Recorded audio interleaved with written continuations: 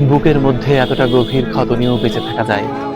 আমাদের সমাজের কত মানুষ এভাবে বেঁচে আছে, অথচ তাদের সাথে দেখা হলেই যখন আমরা জিজ্ঞেস করি কেমন আছেন, ঠোঁটের কোণে নকল একটি হাসি দিয়ে বলে এই তো বেশ ভালো আছি, অথচ তাদের ভেতরটা অন্তঃসার শূন্য হয়ে গেছে।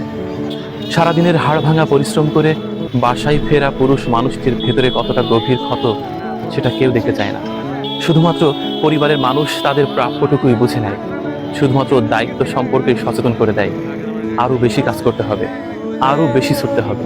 কাজটি দেখে মনে হলো মানুষের জীবনটা এরকম। অনেক মানুষের ভেতরে গভীর ক্ষত, কিচ্ছু নেই, অনেক আগেই অন্তঃসার শূন্য হয়ে গেছে, তবু দিব্যি বেঁচে আছে। যদি মনে করেন ভেতরটা ঠিকঠাক আছে, তাহলে সত্যিই ভুল। উপরের দৃশ্য দেখে কখনো ভেতরটা কল্পনা করা যায় না। ভেতরটা সেই মানুষটাই জানে কি ঘটে গেছে। আমরা শুধুমাত্র বাইরে দেখি, বাইরে দেখে বলি বেশ তো ভালো আছেন,